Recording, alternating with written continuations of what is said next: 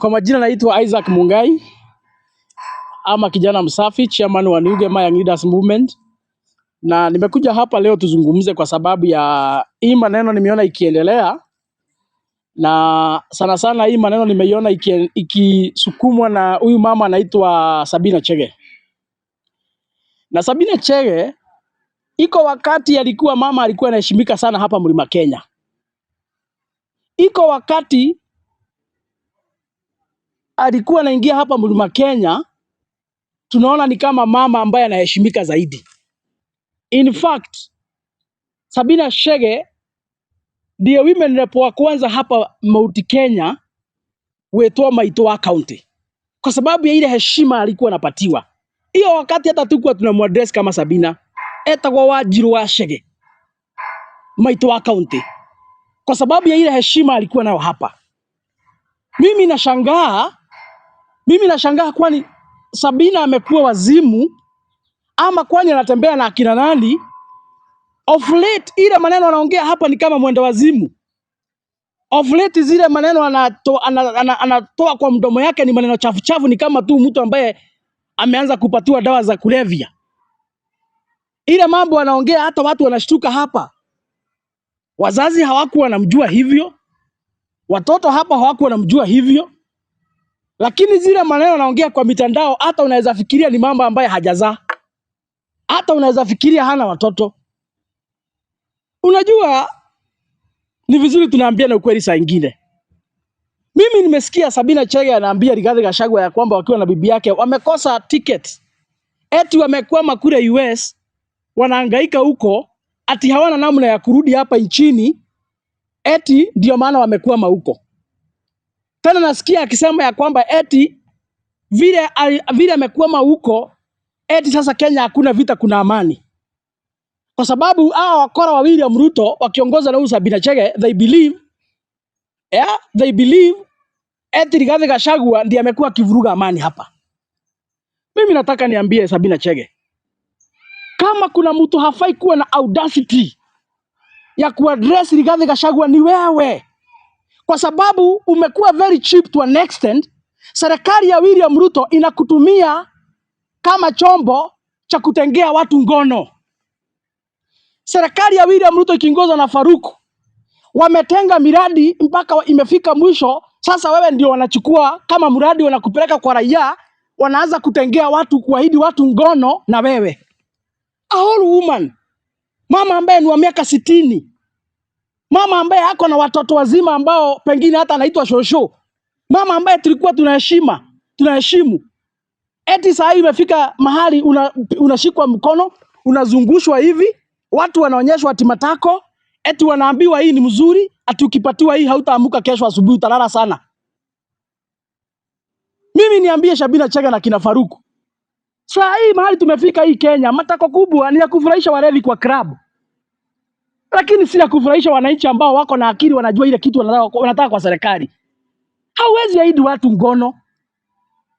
Una promise watu mambo ya kitanda hapa. Muna promise watu mambo ya kitanda serikali mzima. Mnapelekea wananchi kuonyesha eti hii matako hii ni mzuri, ukipatiwa hii hutaamuka kesho asubuhi. Hiyo ni kazi ya endeni mkafurahisha walevi kwa club. Ndio wanapendanga kuona hizo vitu kubwa, matako hizo. Sisi wa Kenya tunataka maendeleo. Sisi wa Kenya tunataka miradi ambayo ni ya kusaidia jamii. Sisi wa Kenya tunataka mashule zijengwe, tunataka elimu ilipwe, tunataka mambo ya barabara, tunataka mambo ya viwanda. Acha kuahidi sisi ngono, bwana Faruku. Acha kukosea wa Kenya heshima, unakuja kuahidi ngono, ukibeba mama Sabina kama chombo cha kutenga ngono. Alafu sasa huyo ndiye yule mama anakuja kuaddress Rigathi Gachagua hapa. In fact, tungekuwa watu ambao tunafuatilia mambo za tabia, Sabina Chege hafai kuaddress any gathering in Mount Kenya region. Hafai kupatiwa nafasi ya kuaddress any gathering. Mtu anaenda kuuliza wazazi wetu pale, eti ni tamu ikiwa ndani ama ikiwa nje. Imefika mahali mpaka mnatumia lugha za pornography kuuza sara za William Ruto. William Ruto mwenye mlituambia ni mcha Mungu. William Ruto mwenye mlituambia ni mtu wa Biblia. William Ruto yule mlituambia ni evangelist. Yule William Ruto mlituambia ni amechaguliwa na Yesu Kristo. Yule William Ruto mlituambia ni mtu wa kanisa. Ndiye mnakuja kuuza sera zake mkitumia maneno ya pornography, maneno ya kitanda, maneno ya kukulana. William Ruto hata watu wako hata wacha niambie William Ruto. Unajua sisi hatukuchukii. Tofauti yetu na yako tu ni mambo tu ya kazi. Otherwise hatuna chuki na wewe. Wacha tu nikusaidie. Hawa Sabina Chege hawa na kina Faruku wakiongea tu mkutano moja kila siku unapoteza kura kama 500,000. Let me tell you for free. Sabina Chege wakiongea mambo ya kutenga ngono, mambo ya kitanda wakiwa na Faruku kwa gathering unapoteza kura 1,100 ama 1,500. Kwa sababu watu hawakuwa wanakujua hivyo. Bwana William Ruto, uliomba kura hapa katika msingi wa Kiukristo. Ukiongea maneno ambayo ni ya kuheshimika kwa jamii. Saa imefika mahali wala wakora wanakuombea kura. Wako na dry spell. Wakienda kuomba kura ile kitu wanaongea ni mambo ya kitanda, mambo ya kukurana. Ni tamu ikiwa ndani ama ikiwa nje. Kuzungushia watu matako. That is very wrong. That is very wrong. Niambie Faruku wakiwa na Sabina, hata kama mumekosa kitu ya kusaidia watu nayo, wapatieni heshima. Heshima imetosha. Hamwezi tunyima miradi na mtunyime mpaka heshima bana. Hamwezi dharau kura zetu na mudharau mpaka wazazi wetu kwa mikutano. Mnakuja kuambia maneno chafu, maneno zinanuka. Shame on you, Sabina Chege. Shame on you, Sabina Chege. Shame on you mkiwa na Faruku. Shame on you. Na niambie watu wa Mlima Kenya, msikubalishe hawa wakora kukuja kuongea maneno chafu katika mchanga ya hii mlima. Msikubalishe hawa wezi kukuja kuongea maneno chafu hapa katika mchanga ya Mlima Kenya. Kama wataongea hivyo, waongee wakiwa kule mbali kwao. Lakini wakikuja hapa wakuwe na adabu. Wasikubalishwa kuhutubia mkutano yoyote kuongea mambo ya kitana na mambo ya kukula na mambo ya ngono hapa. Sisi tunataka maendeleo, hatutaki upuzi. Hiyo maneno wapeleke huko Koinange Street.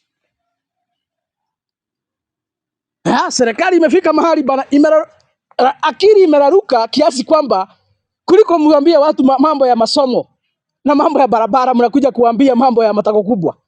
Hiyo endeni mkafurahisha walevi kwa club.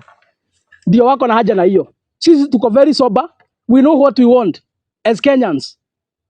Tunajua shida yetu kama wa Kenya. Shida yetu sio kitanda.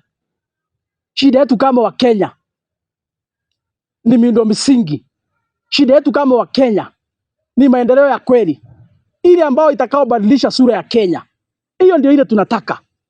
Hiyo ingine yote pelekeni Koinange Street. Hatutaki hiyo puzi. Na niambie hawa waganga, muheshimu Rigathi Gachagua. Kila siku mkiamka mkilala, kila siku ni Rigathi Gachagua na bibi yake. Mheshimu Rigathi Gachagua, ni kiongozi. Ni kiongozi yako na wafuasi katika nchi hii na nje ya nchi. Mheshimu yeye. Hiyo puzi kila saa mnampaka matope vile ambavyo mnataka. Kama nyinyi hamuna familia mnaheshimu. Rigathi Gachagua ako na familia ambayo wanaheshimu. Na msipopatia yeye heshima, tutawalazimisha kumheshimu. Tutawalazimisha.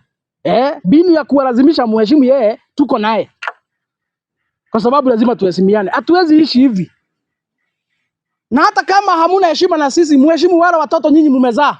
Kwa sababu wengine wenu mnashikana hapo kuzungushiana matako kwa jukwaa. Wengine wenu hapo ni wazazi, mko na watoto wengine hata wameoleka, mnaitwa mashosho na maguka. Hata kama hamuna heshima, mheshimu wao watoto wenu wako kwa mitandao. Wanaona mkitengea watu ngono kwa mitandao. Shame on you. Kama kuna swali nitachukua. Na kama hakuna swali tutamalizia hapo.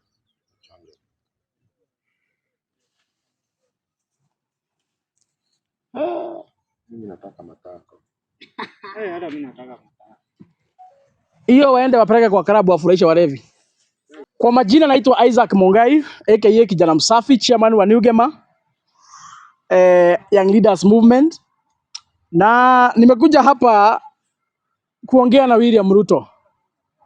Unajua William Ruto ndiye rais wa Jamhuri ya Kenya. Na hiyo hatukatai. Na hata hakuna mtu anapinga hiyo. Hata ukisikia tunasema one term huku, hakuna mtu anasema William Ruto sio rais. Yeye ndiye rais wa Jamhuri ya Kenya. Zote tunakubaliana hivyo. Na alichaguliwa kulingana na sheria ya Kenya. Na vile vile ndivyo tumia one term kuhakikisha kwamba tumemtoa kupitia sheria tu ile ya Kenya ambayo ilimuingiza. Lakini jana nimesikia akisema ya kwamba Unajua wale wako karibu na William Ruto, angalieni huyo mzee. Mimi naona ni kama ako na kashida kidogo. Kwa sababu nilisikia akisema ya kwamba sijui ako na nguvu kama ya mzee Jomo Kenyatta. Anasema ako na maarifa kama ile ya mzee Moi. Na akasema ako na ujuzi na masomo kama ya mzee Kibaki. Na akasema ile plan ako naye ni ile plan ilikuwa na Uhuru Kenyatta. Mimi nataka tu kwa upole tu bila hata fujo niulize William Ruto. Mzee Jomo Kenyatta baada ya nchi kupatiwa uhuru alitusaidia kuweka foundations za nchi na akatengeneza serikali ya kwanza tukiwa kama jamhuri.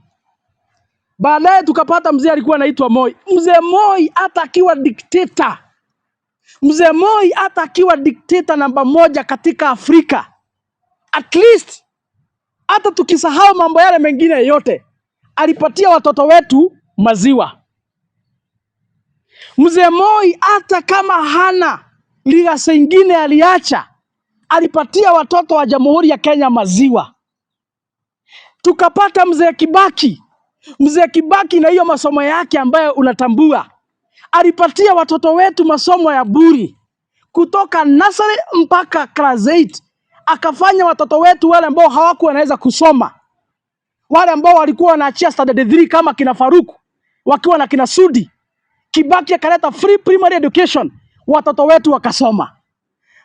Bwana Uhuru Kenyatta akakuja akapatia watoto wetu masomo ya bure, matoto ya sekondari. Na kubuka Matiang'i akizunguka hii kijiji akijaribu kutafuta watoto waende shuleni kwa lazima. Uhuru Kenyatta akapatia watoto wetu masomo ya sekondari. Lakini wewe Bwana William Ruto, kwa sababu ulisema uko na ujuzi zaidi ya marais hao wote wanne, umepatia watoto wetu nini Bwana William Ruto isipokuwa risasi? Umepatia watoto wetu nini Bwana William Ruto isipokuwa kuwaua? Umeahidia nini watoto wetu Bwana William Ruto isipokuwa kusema wapigwe risasi ya mguu? Mzee Moi akawapatia maziwa. Mzee Kibaki akawapatia free primary education. Bwana Uhuru Kenyatta akawapatia masomo ya bure ya sekondari. Wewe ambaye ako na ujuzi kushinda wale, wewe ambaye uko na maarifa kushinda wale, umekuja ukawapatia risasi. Umekuja ukawaua. Umekuja ukawapiga marisasi. Bwana William Ruto, umekuja ukawaharibia masomo ya bure ya mzee Kibaki. Saa hii wazazi wanalipa primary. Umekuja ukaharibu masomo ya Uhuru Kenyatta. Saa hii wazazi wanalipa sekondari. Umekuja ukaharibu formula ya kusaidia watoto wetu wa higher education wapate loan ya kusoma. Umekuja ukaharibu. Saa hii watoto wanapita mtihani ya form 4 kuliko waende university. Kwa sababu uliharibu model ya kuwapatia loan. Watoto wanaenda kukua makanga. Watoto unaenda kuwapatia kazi sijui ya mjengo, sijui kwa affordable housing. Watoto wamepita wako na yeye wanafaa kuwa madaktari, wanafaa kuwa maengineer, wanafaa kuwa mapilot, wanafaa kuwa walimu, wanafaa kuwa watu wa maana. Kwa sababu umewaharibia masomo ya higher education. Hao watoto leo hii tuko nao Gikomba wanabeba huko na mikokoteni ile ulikuwa unawapatia 2022. Bwana William Ruto, kujifananisha na mzee Kibaki na mzee Moi na mzee Uhuru Kenyatta na mzee Jomo Kenyatta ni kama kulinganisha kifo na uhai. Hata leo hii Bwana William Ruto, mzee Jomo Kenyatta wakiwa na Moi na Kibaki wafufuke, waone unajilinganisha na wao, na umeua watoto wale walikuwa wanasomesha bure. Waamuke tu leo waone unajilinganisha na wao, wanaweza tamani kurudi kwa kaburi. Wanaweza tamani kurudi kwa kaburi. Waamuke waone Bwana William Ruto. Unajua hata kama ni kututapeli Bwana William Ruto, hauwezi tutapeli mara mbili. Hata kama Wakenya ni wajinga namna gani, hauwezi kututapeli mara mbili. Mara ya kwanza ulitutapeli na mdomo tam. Ukakuja na Biblia ukatutapeli hapa.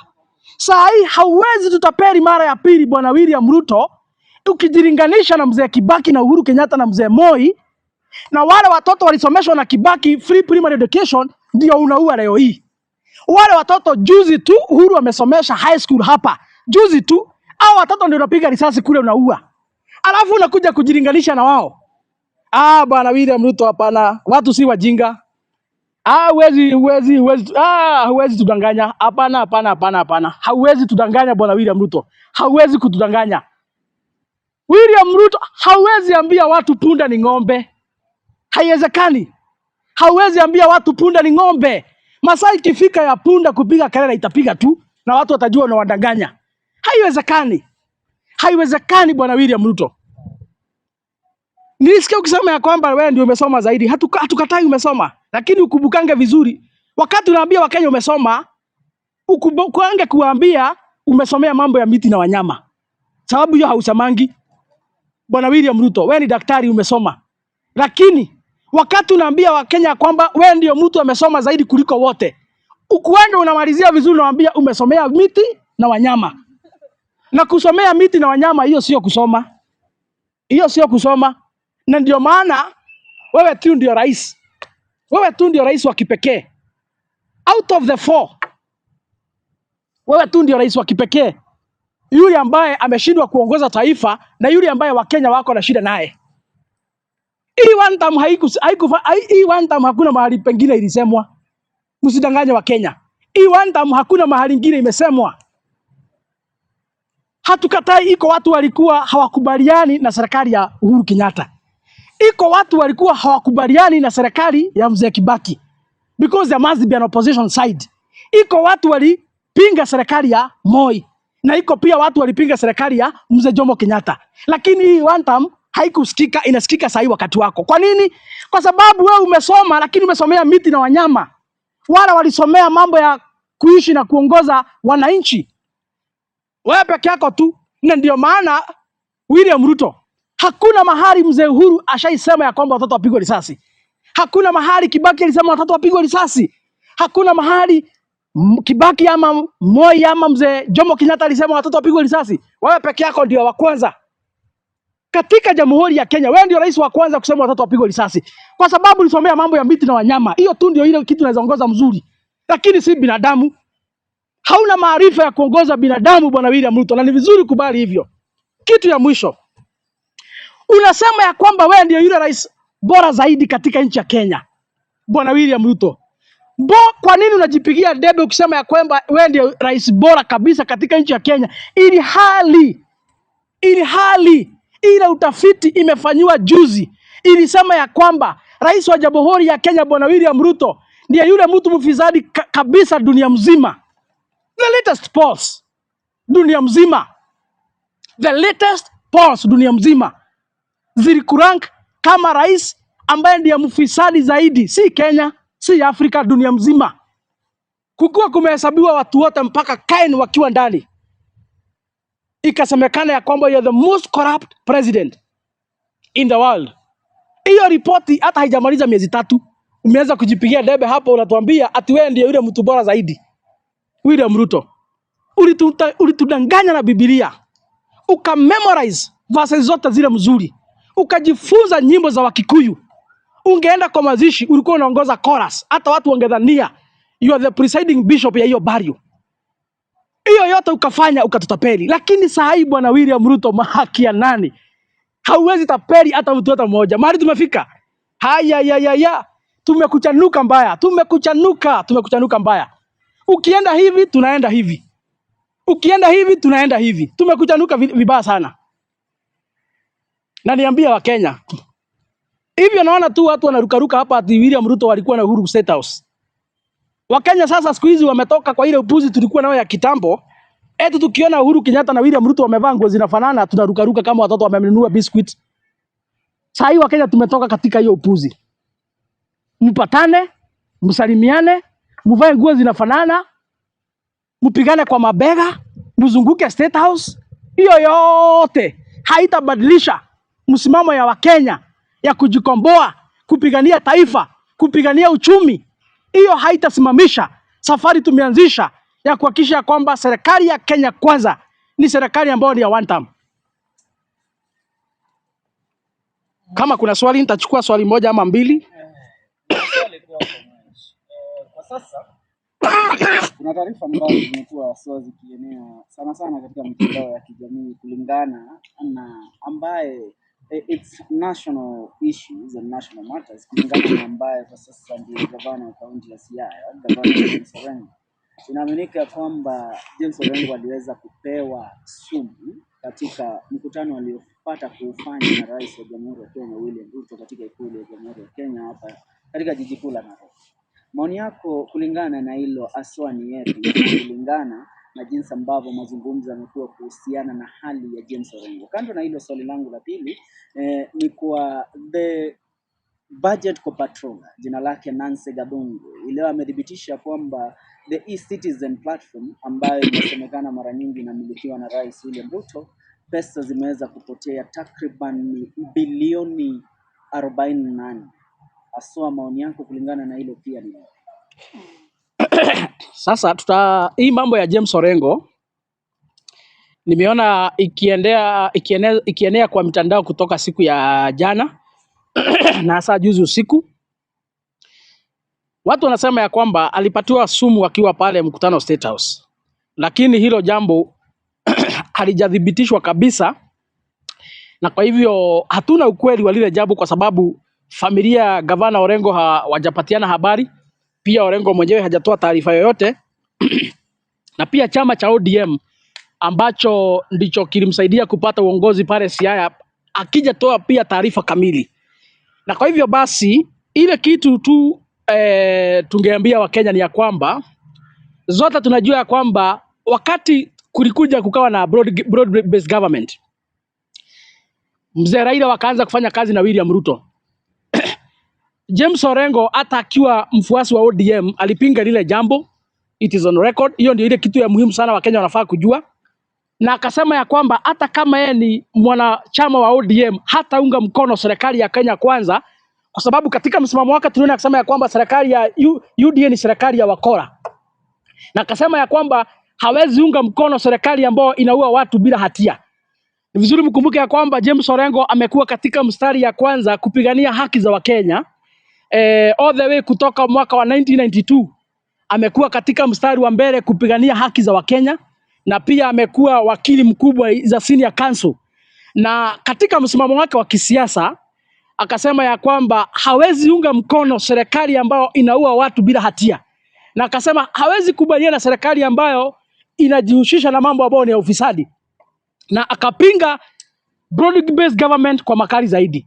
Na pengine kwa msimamo wake pengine huenda yale pengine ndio yamempata, na kama kuna vita pengine za kisiasa amepigwa, ni vizuri Wakenya wajue ya kwamba amepigwa kwa sababu ya msimamo wake, na kama kuna maybe some kind of persecutions hapa na pale anapitia, ni vizuri watu wajue ya kwamba anapitia kwa sababu ya msimamo wake wa kisiasa. Hilo tu ndilo ningesema lakini tunamuombea kama Wakenya, kwa sababu hata kama yeye sio mtu ya mrengo yetu, hata kama ni wa mtu ya ODM, amekuwa akisimama mahali Wakenya wako. Na kwa hivyo sisi kama Wakenya wazalendo, wale ambao tunajua historia ya James Orengo, tunamuombea apone, tunamuombea afya njema, na tunamuombea maisha marefu. Mungu tu amsaidie, tu amhurumie, mponye, arudi kwa kazi yake. Ndio wale wanamtakia mabaya, wale wanampangia kifo, washindwe kabisa na Mungu wetu. Jambo lingine la mambo ya eCitizen, wakati William Ruto alileta hiyo mtandao na akasema ya kwamba malipo yote ya serikali, malipo yote akalazimisha malipo yote ya serikali itakuwa ikifanywa kupitia mtandao wa eCitizen, watu wengi sana walipinga. Na mnakumbuka pia ya kwamba kiongozi wetu Rigathi Gachagua alienda kwa televisheni na akaelezea vile huyo mtandao unatumika na vile ambavyo pesa zinaporwa. Na pia tumesikia viongozi wengine kama Jimmy Wanjigi, tumesikia kama kina Kalonzo Musyoka, kina Sifuna, tumesikia viongozi kadhaa wakipinga lile jambo, kwa sababu walikuwa wanasema hii ni njia moja inatumika kupora pesa wa Kenya. Kwa hivyo tukisikia Madam Nancy akisema ya kwamba kumepotea bilioni zaidi ya 40 kupitia ule mtandao, hatuwezi tafuta mwizi mbali. Mwenye chombo, mwenye mtandao ndiye mwenye kujua pesa mahali iko. Hatuwezi tafuta mwizi kwingine. Hakuna mtu ametoka nchi ya Uganda ama Tanzania akakuja kutuibia kwa hii mtandao ya eCitizen ambao tuliletwa na William Ruto na akawa mwenyewe ni kampuni yake ina manage. Hakuna mtu ametoka nje ametubia hizo pesa. Wenye kuleta mtandao, wenye kupatiwa kazi ya kuimanage na ni wanajulikana ni wa Kenya. Wao ndio wameiba pesa ya Wakenya. Kitu ingine niambie William Ruto, wewe ndio tulipatia upanga wa taifa ili Wakenya wakivamiwa na wakora unawalinda. Wakenya wakivamiwa na magaidi unawalinda. Mali ya Wakenya ikivamiwa na wakora unawalinda. Ndio maana tulikupatia upanga wa kulinda nchi. Na kwa hivyo basi kama iko mwizi ameingia katika nchi ya Kenya, akaenda kwa mitandao ya eCitizen, akaiba pesa ya Wakenya bilioni 40. Yule mtu ambaye tunafaa kuuliza ni William Ruto. Kama sio yeye ameiba atuletee mwizi. Mambo ni mangapi? Mambo ni mawili bwana William Ruto. Mambo ni mawili bwana William Ruto. Ya? Na si tafadhali. Na hii si chuki. Na hapa hakuna ukabila ila mnasamanga ukabila. Mambo ni mawili bwana William Ruto. Wewe ndio ulipatiwa upanga na Wakenya kulinda Wakenya na mali yao. Na ushuru ya Wakenya ni mali yetu pia. Wewe ndio uko na jukumu kisheria kulinda ushuru yetu. Kwa hivyo kama kuna pesa imepotea bilioni 40, William Ruto, utupatie mwizi ama ukuwe wewe ndio mwizi. Mambo ni mawili. Kama kuna swali nitachukua swali lingine. Na kama hakuna swali niambie Wakenya. Tutazidi kukosoa serikali ya William Ruto. Hata wakituita wa kabila. Hii Kenya kila mtu wako na kabila yake. Hakuna mtu alitoka from nowhere. Everybody in Kenya comes from a certain community. Na hiyo ni mpangilio ya Mungu. Hata sio serikali ya Kenya ilipanga tukue na makabila mengi. Hiyo ni mpango ya Mungu. Kukue na Wakikuyu, kukue na Wakamba, kukue na Wakalenjin, kukue na Wajaluo, Wakisii, Masai, Waluya. Hiyo ni mpango ya Mungu.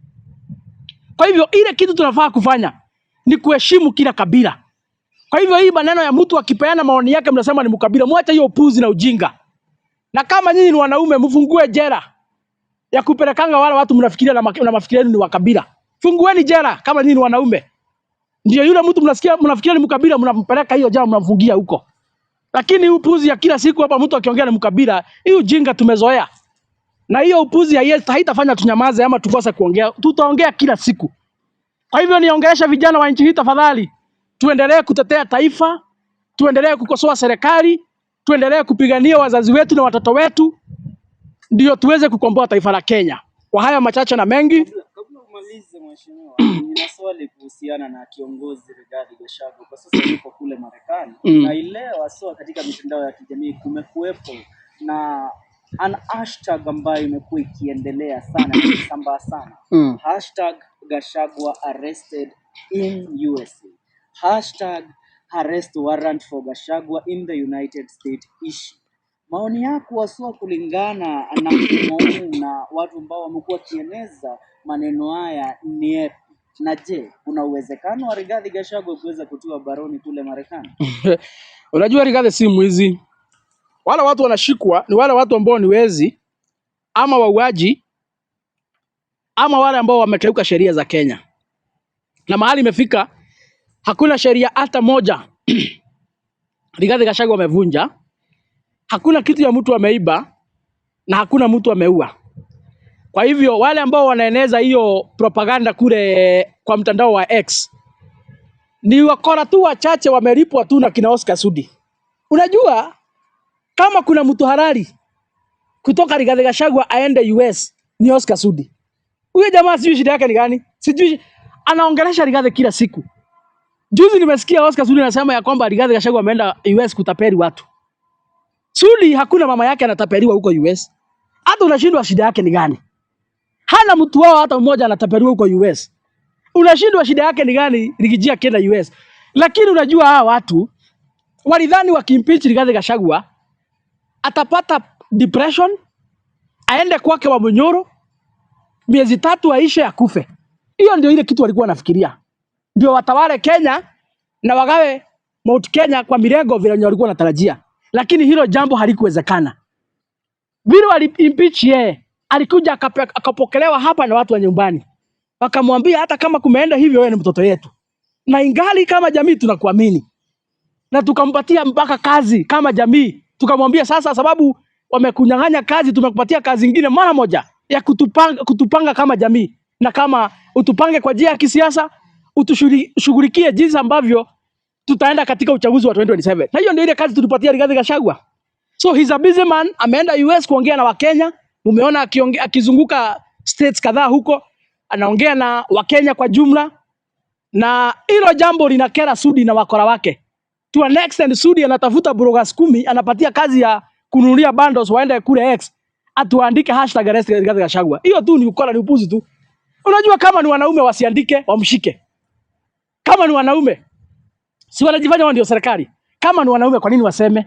Kwa nini waseme si wamshike? Kwani saa hii ndugu yangu, ukifanya kosa pale umekeuka sheria, kwani unaambianga utashikwa? Si ni kushikwa na shikangwa unapelekwa ndani. In fact hata unaendanga kujulia mbele makosa yako, si ndio? Unashikangwa, ukiuliza nini unaambiwa utaenda kujulia mbele.